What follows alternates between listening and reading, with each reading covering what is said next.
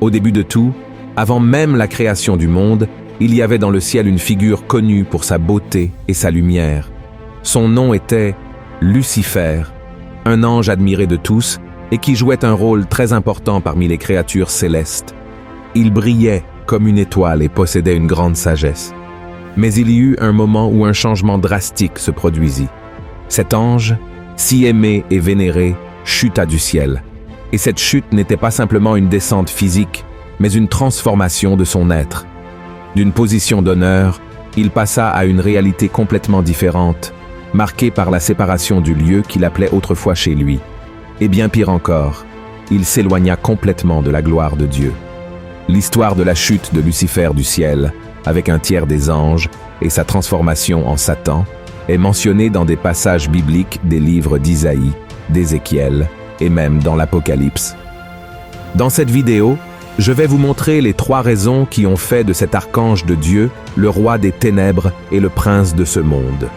De plus, je vais vous aider à identifier si vous êtes influencé par l'ennemi dans les mêmes domaines qui ont fait chuter Lucifer, afin que vous ne vous éloigniez pas de Dieu, comme cela lui est arrivé. D'accord? Avant de commencer, je vous demande de vous abonner à ma chaîne. Il vous suffit de cliquer sur le bouton s'abonner, qui se trouve juste en dessous de la vidéo, et d'activer également la cloche de notification, afin de recevoir directement sur votre téléphone les prochaines vidéos que je publierai. D'accord? Et maintenant, passons aux raisons qui ont fait chuter Lucifer du ciel. Le premier motif, l'orgueil. Cet ange voulait que le monde entier tourne autour de lui. Il désirait que toutes les créatures célestes se prosternent à ses pieds et l'adorent. Et pour lui, ce n'était pas suffisant d'avoir un rôle important dans le royaume de Dieu, car il voulait être Dieu lui-même. Voyez ce que le Seigneur a révélé au prophète Isaïe à ce sujet. « Te voilà tombé du ciel, astre brillant, fils de l'aurore. Tu es abattu à terre, toi le vainqueur des nations. Tu disais en ton cœur, je monterai au ciel, j'élèverai mon trône au-dessus des étoiles de Dieu. Je m'assiérai sur la montagne de l'assemblée, à l'extrémité du septentrion. Je monterai sur le sommet des nues, je serai semblable au Très-Haut. Mais tu as été précipité dans le séjour des morts, dans les profondeurs de la fosse. » Avez-vous remarqué que dans ce bref discours, Satan a utilisé le pronom « je monterai, je m'élèverai, je m'assiérai, je monterai, et à la fin, il a dit « je serai ». Et cela nous montre à quel point son cœur était orgueilleux et il désirait la reconnaissance. C'est pourquoi il n'a ménagé aucun effort pour convaincre les autres anges de rester à ses côtés. Malheureusement, de nos jours, Satan a influencé de nombreuses personnes à adopter le même comportement. Et savez-vous quelle est l'idéologie qui s'est le plus répandue au XXIe siècle? La célèbre phrase « Crois en toi-même ». Il vous suffit de prêter attention aux discours des influenceurs, des coachs et même de certains leaders spirituels, comme si nous étions vraiment capables de faire quelque chose par nous-mêmes, sans dépendre de la grâce et de la miséricorde de Dieu. Bien sûr, chacun de nous a son potentiel, mais nous devons nous rappeler que le diable est rusé, il est très intelligent. Remarquez que Lucifer, à aucun moment, n'a voulu s'élever au-dessus de Dieu. En fait, il voulait être égal à Dieu, se comparant à lui, étant au même niveau de pouvoir et de majesté. Et c'est exactement de cette manière que Lucifer agit avec les êtres humains depuis qu'il a été chassé du ciel. Si nous regardons le chapitre 3 du livre de la Genèse, nous verrons que le serpent a convaincu Ève de manger du fruit défendu de l'arbre de la connaissance, en lui disant qu'elle et son mari seraient égaux au Créateur. Et des milliers d'années se sont écoulées, et la stratégie de jouer sur l'orgueil des gens reste la même. Je vais te donner un exemple simple mais très clair à ce sujet. Pourquoi la plupart des gens veulent-ils avoir des milliers, voire des millions de followers sur leurs réseaux sociaux? Pourquoi les gens se mettent-ils autant en avant, se exposent-ils de manière exagérée, souvent en montrant leur corps, leur intimité, voire leur douleur et leur lutte, afin d'être élevés, admirés, adorés, voire même vénérés? Mais il est important de souligner ici que nous ne pouvons pas généraliser. Il y a beaucoup d'hommes et de femmes qui utilisent les réseaux sociaux pour aider les autres, faire le bien et partager des choses pertinentes. Tout comme dans mon cas et celui d'autres hommes et femmes de Dieu, beaucoup ont également partagé la parole du Seigneur avec de nombreuses personnes à travers le monde. Ce que je veux dire ici, c'est que malheureusement, la plupart finissent par vouloir se promouvoir pour construire leur propre royaume. Et quand nous récitons la prière du Notre Père, nous disons à Dieu, « Que ton nom soit sanctifié, que ton règne vienne, que ta volonté soit faite. » N'est-ce pas vrai? Mais ces personnes influencées par l'orgueil ne prient que de leurs lèvres, car leur cœur désire exactement le contraire. Et si cela semble si évident à percevoir, pourquoi les gens continuent-ils dans cette erreur? C'est à cause de l'ego. Frères et sœurs, notre nature pécheresse nous donne une vision gonflée de nous-mêmes. Nous pensons être spéciaux, supérieurs, et donc mériter un traitement différent. Mais c'est un grand mensonge, et la Bible elle-même nous le prouve. M. Isaïas 41, versiculo 14, Dieu appelle le peuple d'Israël le vermisseau de Jacob. Ce que Dieu voulait montrer, c'est que même si Israël était la nation élue, elle ne pouvait jamais se comparer à lui. Ils étaient comme un vermisseau face à la puissance et à la grandeur du Seigneur. La deuxième raison, la vanité. La deuxième raison pour laquelle Lucifer a été chassé du ciel est parce qu'il était obsédé par sa propre beauté. La Bible dit que le cœur de Lucifer s'est enorgueilli à cause de son apparence et de sa sagesse. Ce que vous devez savoir à son sujet, c'est que Dieu l'a créé comme le plus beau de tous les êtres. Il était le plus glorieux. Mais le problème est que cette beauté est montée à la tête de Lucifer. Il voulait que les autres anges l'admirent, disant « Quelle créature glorieuse, quelle perfection tu es ».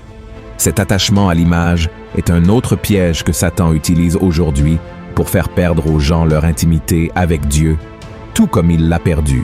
Si nous retournons à Genèse, chapitre 3, nous verrons que le serpent a incité Ève à prêter attention à la beauté du fruit interdit. Peu importe que ce fruit ait été interdit par Dieu, il était agréable aux yeux et, par conséquent, pouvait être mangé. Ève, séduite par ce que ses yeux ont vu, a fini par pécher.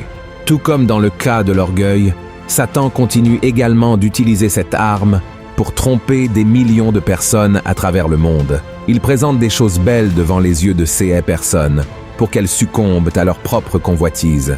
Vous voulez un autre exemple biblique de cela? David, lorsqu'il a vu Bath-sheba prendre un bain, la Bible dit qu'il était tellement focalisé sur sa beauté qu'il a simplement ignoré Dieu et son rôle de leader de la nation d'Israël en couchant avec cette femme mariée. Cette femme est tombée enceinte et David a fini par envoyer son mari devant l'armée d'Israël pour qu'il meure à la guerre. Le roi est devenu un adultère et un meurtrier simplement en cédant au désir éveillé par ses yeux. Je ne dis pas que c'est un péché d'avoir une belle apparence physique, d'être considéré comme une personne belle aux yeux humains. La Bible elle-même dit que certains hommes et femmes de Dieu étaient très beaux. Ce que je dis, c'est que si vous avez une apparence meilleure que beaucoup de gens, faites très attention, car c'est exactement ce que le monde recherche. Après tout, la Bible dit que l'homme regarde à l'apparence, et le diable, le sachant, peut vous faire tomber dans la tentation et aussi dans le péché de l'idolâtrie en adorant votre propre corps. Le troisième motif qui a fait chuter Lucifer du ciel était le pouvoir de persuasion. Par le désir de s'égaler à Dieu et de prendre son trône, Lucifer a provoqué une grande rébellion dans le ciel. Dans l'Apocalypse, chapitre 12, l'apôtre Jean a enregistré une vision qu'il a eue de ce moment. Regardez ce qui est écrit. « Et il y eut guerre dans le ciel. Michel et ses anges combattirent contre le dragon. Et le dragon et ses anges combattirent, mais ils ne furent pas les plus forts, et leur place ne fut plus trouvée dans le ciel. Et il fut précipité, le grand dragon, le serpent ancien, appelé le diable et Satan, celui qui séduit toute la terre. Il fut précipité sur la terre, et ses anges furent précipités avec lui. » Observez que même si Lucifer n'a pas réussi à réaliser son plan de devenir comme Dieu, il a réussi à rassembler une grande armée céleste pour combattre Michel et ses archanges. Il y a même un verset dans Apocalypse 12 qui dit qu'un tiers des anges, appelés étoiles dans le passage biblique, ont choisi de se tenir du côté de Satan dans cette bataille et ont fini par tomber avec lui. Et la question qui se pose est, comment a-t-il pu être si influent dans le ciel au point de faire tourner les créatures de Dieu contre lui? Comme nous l'avons vu, Lucifer était un être illuminé. Dans Ézéchiel, chapitre 28, la parole dit que ses vêtements étaient ornés de toutes les pierres précieuses et qu'il avait été choisi et oint comme chérubin gardien, ayant accès à la montagne sainte de Dieu. Cela seul devrait déjà attirer l'attention des autres anges. Mais je crois qu'il y a encore quelque chose de plus. La Bible dit aussi que les tambours et les flûtes étaient en Lucifer, ce qui signifie qu'il aurait pu être responsable de la louange à Dieu. Il aurait pu être celui qui chantait des chansons pour exalter et glorifier le Seigneur. Alors, ce que beaucoup d'érudits des Écritures se demandent, c'est si cet être de lumière aurait pu utiliser la musique pour conquérir et diriger les anges dans leur rébellion. Même si la Bible ne nous donne pas de réponse, il est un fait que Satan utilise cette arme de nos jours pour influencer les gens sur terre. Et vous pourriez ne pas vous en rendre compte, mais l'ennemi est bien plus présent dans l'univers musical que nous ne l'imaginons. Après tout, s'il était responsable de la musique au ciel, pourquoi ne le serait-il pas aussi sur terre? Nous savons que l'industrie musicale a beaucoup progressé au cours des dernières décennies, attirant de plus en plus d'auditeurs avec ses rythmes variés. Et le diable profite de plus en plus de cela pour propager des messages allant à l'encontre de notre foi. Par exemple, de nombreuses chansons contiennent des paroles qui promeuvent des modes de vie et des valeurs contraires aux principes chrétiens, tels que la promiscuité, la consommation de drogue et la violence. D'autres encouragent des comportements nuisibles, tels que l'infidélité, le matérialisme et la vengeance. Et ce n'est pas tout. Il existe des chansons et des artistes utilisés par Satan pour amener les gens à louer son nom. Par exemple, il y a une chanson des Rolling Stones appelée « Sympathy for the Devil », et sans parler de nombreux autres chanteurs et groupes qui utilisent des symboles et des rituels sataniques dans leurs concerts. Le groupe de thrash metal Slayer, par exemple, est connu pour ses paroles, qui abordent fréquemment des thèmes tels que la mort, l'antichristianisme et l'occultisme. Et cela ne se produit pas seulement en dehors du Brésil. De nombreux chanteurs font clairement comprendre dans leurs concerts, dans leurs clips, qu'ils ont une relation directe avec le côté obscur. Et une autre chose, ce ne sont pas seulement les chansons et les chanteurs séculiers qui souffrent de l'influence satanique. Le monde gospel est également une cible importante du diable. Mais là, il agit de manière différente, très camouflée.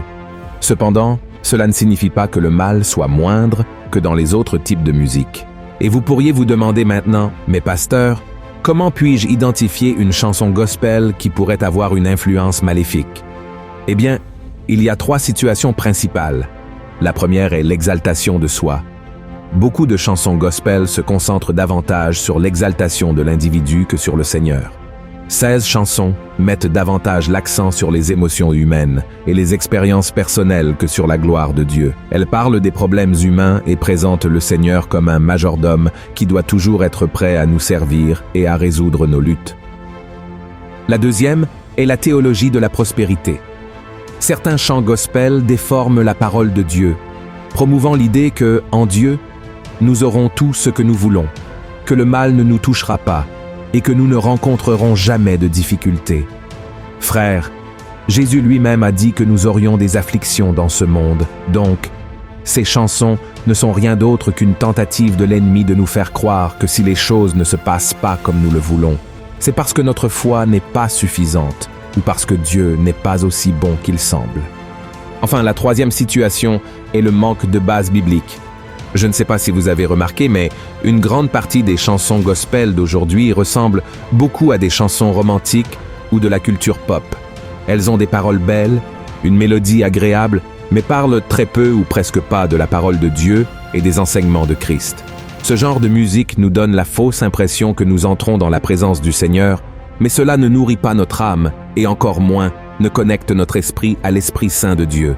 Et pour conclure, je veux revenir au point principal de ce message, qui est la raison pour laquelle Lucifer a été chassé du ciel. Il voulait être égal à Dieu. Seulement, cela est impossible. Mais malgré tout, il essaie de nous tromper de toutes les manières, tout comme il a trompé bon nombre d'anges dans le passé. Et c'est pourquoi, frères, il est très important que nous connaissions la parole de Dieu et les armes que l'ennemi utilise pour essayer de nous tromper. Plus nous découvrons le caractère de Satan, plus nous voyons qu'il est l'opposé de Christ. Auparavant, il voulait un trône dans les nuages, mais Jésus est venu au monde dans une crèche et ensuite il a monté sur un petit âne. Il a toujours essayé de détruire l'humanité, mais Jésus est venu pour donner sa vie pour les pécheurs. Les propositions de Satan mènent toujours à la perdition, mais Jésus offre la vie éternelle à tous ceux qui croient en lui et se repentent de leurs péchés. Satan a toujours voulu être égal à Dieu, Mais Jésus a renoncé à sa gloire, est devenu l'un de nous et a pris la position de serviteur, mourant sur la croix. Et en raison de son humilité, Dieu l'a élevé au-dessus de tout et de tous. Et aujourd'hui, il est assis à la droite du Père. Alors que nous puissions suivre son exemple. Amen. Si vous avez aimé ce message, partagez-le, envoyez-le au groupe WhatsApp et abonnez-vous à ma chaîne. Je vous attends dans la prochaine vidéo.